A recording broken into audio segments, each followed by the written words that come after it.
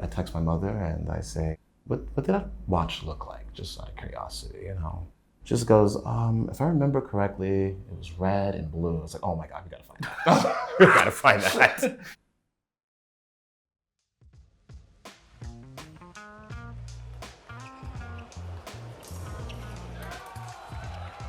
Hi everybody, welcome to another episode of Talking Watches. We're here today with a very, very special guest, Mr. Curtis McDowald, who is going to Tokyo with Team USA to fence in the Olympics. And this is actually kind of a big deal. This is the first time that the United States had an épée team qualify in, how long has it been? In about 24 years. It's been a really long time since men's épée has been at the Olympics. That's for really the amazing. US. That's amazing. Well, congratulations. And let's get right into it. Let's start talking watches. What was your first one?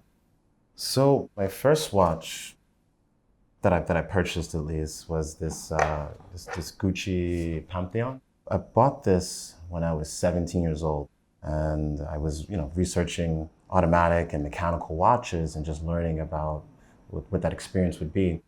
And I wanted to get something that was going to be kind of cool, that my friends would kind of know what it was, but at the same time, I didn't really want to have to deal with the perils that come with vintage collecting. So I found this on eBay for about $500, and it fit the bill for me as far as I wore a lot of leather jackets at the time, and it had this cool exhibition back, so I could kind of show off to my friends who didn't know much about mechanical movements at the time, and it kind of explained to them, and they could kind of see why I was so obsessed with this.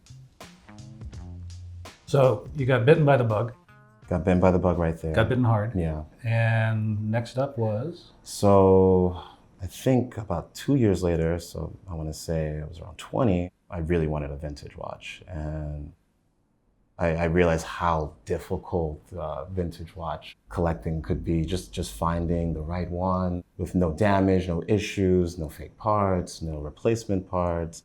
And yeah, what I liked about this as my first vintage piece was that I knew I could get this serviced everywhere. And that was really what drew me to this. I knew this with an ADA movement, I could go to any watchmaker in New York City and not have to cry when I see the price ticket for the repairs. That is one of the things that a lot of people who collect vintage watches maybe don't necessarily think about. You're really talking about developing a relationship with a watchmaker, and you want something, if you can, you want something like this, which, as you say, you can get serviced easily. You want something that's not going to become a source of regret and become a money pit. Exactly. And I've been fortunate that this only needed to be serviced once, and it keeps perfect time. Never had really much of an issue with it.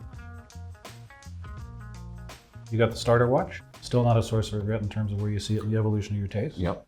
No regrets there. You got the Tudor, no regrets there. No regrets there. And in the fullness of time, so to speak, you found yourself with this guy, right? I was fortunate to have the opportunity to train with the Japanese team and develop a relationship with them. And they decided to host a training camp, an international training camp in Hita City, which is a tiny village, maybe a population of 3,000 people. Wow. Yeah, it's really, really small.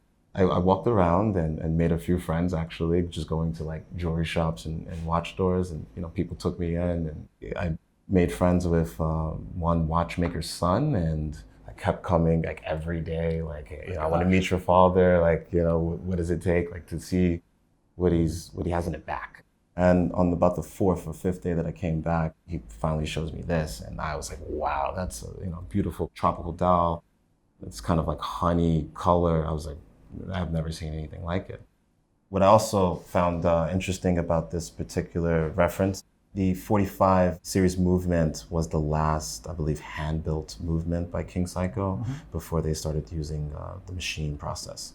So I just thought this was just one of the coolest values and interesting pickups I could ever find. I don't think I'm going to find another one like that. And the locus of some fantastic memories. First trip to Japan, training with the Japanese team. So we're 3 watches in. Do you wear watches when you fence? Yeah, so I've worn I've worn all my watches, all the watches on this table. Wow. I've fenced, practiced. I've competed in every single one of these watches at some point. Obviously, I won't compete in this one anymore. Right. I've made the mistake of putting it on my wrist before a match once, and the referee actually stopped the match and told me to take that off. He knew what it was. You got yelled at. He was like, "That's a no-no. That's a no-no." He wouldn't allow that one. So. Well, so tell us about this one. Yeah. So everyone knows what this is. This is the 1675 Rolex Pepsi. This was actually my grandfather's watch. I've never met him. He died before I was born. But since I was a kid, there was this magical Rolex that my grandfather had that was supposed to be passed on to one of us. Me, my brother, somebody, right? And never saw it. You just kind of heard about it. Yeah, when it was the watch of legend. The watch of legend, right?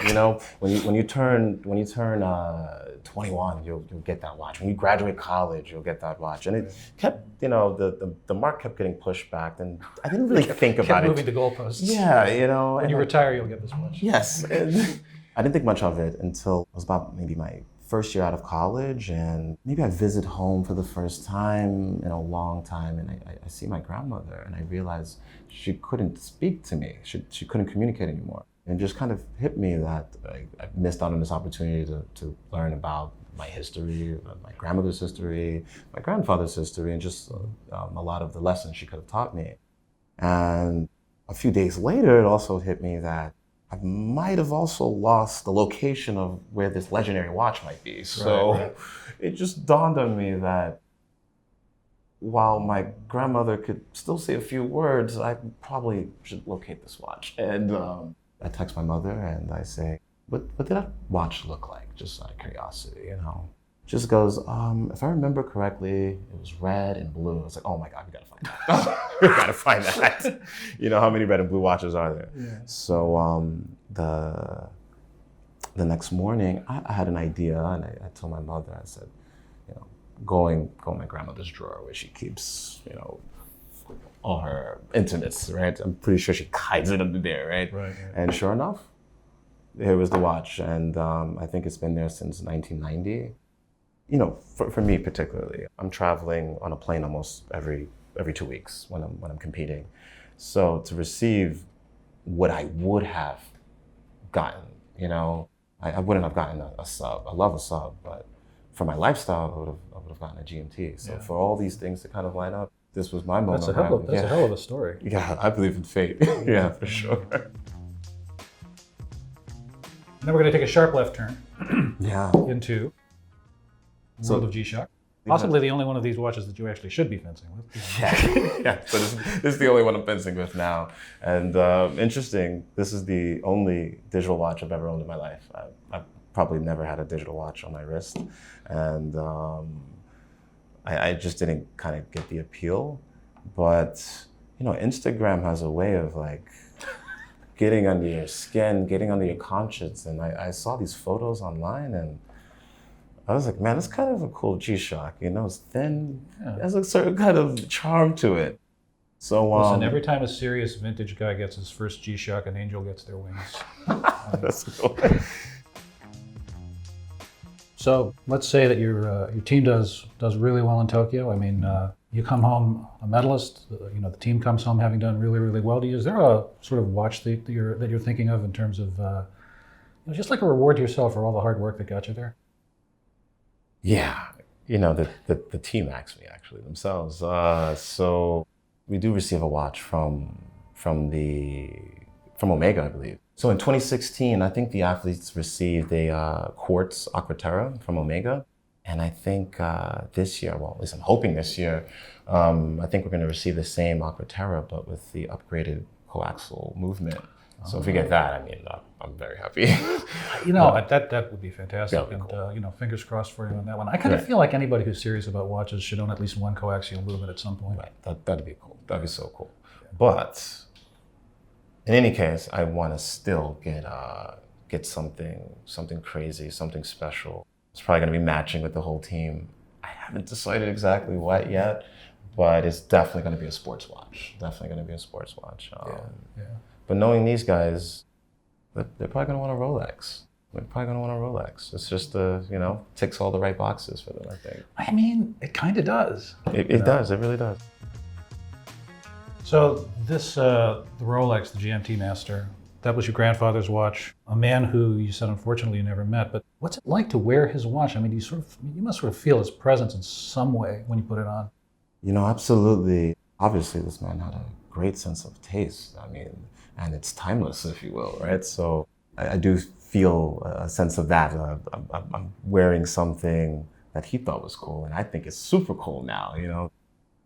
When I put on this watch, it just kind of reminds me how what I'm doing in my life isn't necessarily about me. It's not necessarily just for now.